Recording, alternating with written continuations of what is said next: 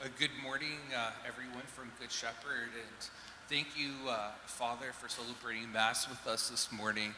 I think it's so amazing when you talked about the Street Help Project. I know for myself, I hadn't even heard of Street Help before I started here at Good Shepherd Parish, and I recently had the opportunity before the pandemic to take a visit to Street Help and see some of the work. And I think, Father, you've been there before as well, right? I've been there, it was months ago, but I did go down and I spoke to the organizers, and they do an incredible work that is so needed in our community. And so, I found that it was a great experience for me. Yeah, one of the things I was most surprised about was that they have hundreds of people that come every day to Street Help to receive their meals, like for breakfast, lunch, and dinner. And everyone at Street Help, Father, I didn't know this, they're all volunteers. Yeah. There's no paid That's right. people working at this Street Help organization. Everything's done by volunteers. They depend very heavily on the community to help with serving of meals. Yep. They also give out different bags. So a lot of their patrons that come, they receive different colored bags that they can eat, food items that they can eat without having to cook. That's right. And then, of course, like their hygiene bags. There are some very wonderful people that I've met there, not just the volunteers, but those who are coming for the food and for whatever else they need. There's some, people there that are brothers and sisters. They could be a member of our family, and that's how you get a feeling that the work they're doing is beyond just feeding their need, like of food and whatever. They're also given a chance to belong to a community, and so that they can feel as if they count, that they're important. And so I was really impressed with the work that they were doing. Yeah, and just to kind of end off on that, Father, when I talked to the organizer, Christine, she had mentioned that right now, because of social distancing, no one can go in, so their expenses have gone up for takeout containers, utensils and items where they normally would wash all their dishes by hand, so now they're having to purchase extra items. So I think anything we can do as a parish of families would be awesome. Yeah, and that's why it's wonderful. It's a project that we, as the parish of families, can get around and get behind and do some amazing work. We can really, as I said in the homily, we can be those living tabernacles that bring Jesus to the world, that bring Jesus to those who it's going to affect directly. So it's a great project. If you wish to get involved, it will make a difference. Yeah, on another note, Father Patrick, I heard something from the bishop, something about churches might be reopening soon. Do you think you might be able to tell us a little bit, give us the inside scoop on that? Thank you for that. Smooth segue, Chris. It's awesome. I'm attending every Mass this weekend at St. Anne's and Good Shepherd of our live stream Masses just to share the good news of great joy that we have. As you know, we've been given permission from our boards of health and Premier of Ontario to reopen our churches with 30% capacity. And it's really symbolic that this is happening on the Body and Blood of Jesus weekend, because we know the full expression of the Eucharistic celebration happens not just when the priest offers the sacrifice of the Mass, but when the entire community is able to gather, or at least a portion of the community, to represent all the body of Christ, gather representative of the small group who's able to come together. So we're thrilled about that news. It shows also of the importance of faith and religion in people's lives at this time, right? With social distancing happening, we need our faith to sustain us, and it shows that religion is not just a private matter of private faith, but it has an impact in the public square and in society as a whole. So the importance of religious faith in our province has been marked by this allowing us to reopen at 30% capacity. So this is a great joy for us, and so I share the great news that here at Good Shepherd Parish, we'll be opening for our first Mass Thursday evening at 7 p.m. here at the parish. And so our official date for reopening churches in the Diocese of London is this Wednesday, June 16th. And our staff has been very hard at work at getting everything in place, not just this past week, but for several weeks now, during our shutdown to ensure everything is sanitized, kept safe, and that we can worship properly and comfortably as we can during this time as we journey through the pandemic. So it's great news. So I just want to share a few of the practicals on how this is going to unfold here along the way. Obviously, coming back to Mass in person is going to be optional. If you have a predisposed health condition, if you're in the categories of people who are more at risk following the Board of Health and the Premier's advice, we encourage those people to stay home. We'll continue live streaming Masses, and our online ministry is not going away. That's going to be a permanent fixture of our pastoral outreach to everybody, both at St. Anne's and Good Shepherd Parish. But for those who do choose to come, you'll notice that things will be a bit different in how we worship here at the church, so that we can have the church cleaned properly and everybody can be welcomed accordingly and safely with proper social distancing. So first of all, the bishop has extended the dispensation from Sunday Mass until the first Sunday of Advent, so the beginning of December. And if he needs to extend it any further, he will. So nobody is meant to feel obliged that they have to come here in person. Everybody is dispensed. You have permission not to be in person for Sunday Mass for a very long time still throughout this time of pandemic. So everybody's dispensed. Whether you choose to worship with us in person or at home virtually, you're all part of our community and are all welcome here. For those who do choose to come to be with us, the best place to go for information, because I'm going to give out a lot of information here and maybe you don't have a pen and paper with you handy or your notes on your phone, is our new website for St. Anne and Good Shepherd parishes. It's along with our permanent websites. It's called backtomass.com, www.backtomass.com. This will have our temporary Mass schedules up if there's any changes to that. It'll have the times of sacraments that are being offered and any changes to those. And it'll have all the information of what you need to do to prepare yourself to come to church and to do so in a healthy and safe way, and what we're going to be offering when you experience Mass here at Good Shepherd or at St. Anne's Parish.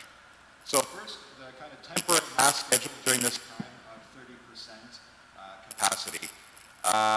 From Tuesday to Friday evening here at Good Shepherd will be a 7 p.m. Mass. That starts this Thursday.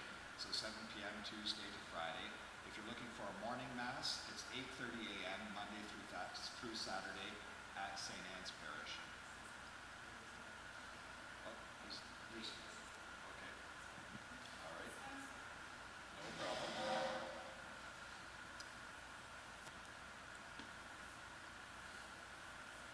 There we go. Is that better, everyone?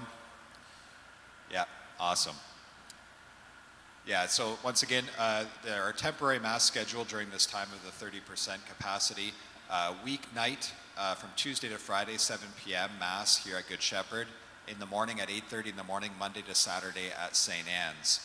Weekday Masses are first come, first served basis, and everybody will be lined up, and there'll be markings for social distancing at our entrance and sidewalk outside of Good Shepherd Parish and at St. Anne's as well. For the weekend liturgies, because we have large crowds at both sites, we need people to pre-register for this to go smoothly and for us to have not huge gatherings outside of our churches and for people to feel comfortable. So those who are signed up with Flocknote, this will be easy. For those who haven't signed up with Flocknote, there's information on how to do so as well on backtomass.com. And you can sign up from Tuesday onwards on the Flocknote system to sign up for the Mass on the weekend that you wish to attend. We're going with our regular Mass schedule to begin with, 5 o'clock Saturday evening, 9 and 11 on Sunday morning. If we need to modify that because of lower numbers, if we need to add Masses because of higher numbers, we'll go and be flexible as we proceed on that second weekend when we see how the first weekend goes. But what's also key with all of that is that we have enough time between the Masses to clean and sanitize the church thoroughly. So that'll be one of the key things there. St. Anne's weekend Masses will be 5:30 Saturday evening, 8 o'clock Sunday morning bilingual with an English homily, and 10 o'clock at noon in English as well. And once again, we're going to be flexible with that schedule to see how it goes after the first weekend, either adding or changing a bit and modifying those times. So that'll be our beginning. The following week, we'll add times for Eucharistic adoration, for prayer in the church, once we get things comfortable and get a sense on how this new kind of setup will work for us in our parish community. So be patient with us. So a key thing is collaboration is needed for everybody. everybody working together and following the rules and instructions that we have in place all around from the province and from our diocese, and patience. We've never done this before in a global pandemic, and so we need some patience on how this will unfold with the social distancing. Every third pew is roped off in the church to have and ensure social distancing, and people from different households need to make sure they have the 2 meters, 6 feet of social distance between one another, and that'll be clearly marked off in the pews every third row. To help as well, we're strongly encouraging everybody over the age of 8 to wear a mask at church. The priest as well will wear a mask for the time of communion. And so the double cotton cloth masks, or the ones that are approved by the Board of Health, are the ones to use.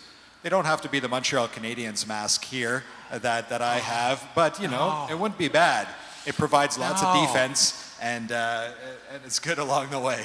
But the bishop said I cannot enforce the Montreal Canadiens one. But we strongly encourage everyone to have a mask age 8 and up for your protection and for the protection of others, and that'll be very important and key for this to unfold smoothly. A second point that is going to be needed to help this unfold smoothly is we need a good large number of volunteers to help in hospitality ministry and in the cleaning crew.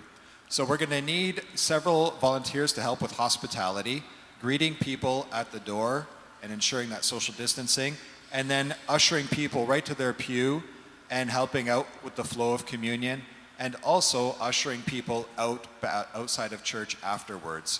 We'll have some more instructions and perhaps even an instructional video on how that's going to look actually when you walk in, to sanitize your hands. You'll be brought to the exact pew that you're going to be sitting with as an individual or as a couple or with your family, and how all of that will unfold. The time of communion will be respecting social distance as well. And the person will receive communion with the mask on in their hands.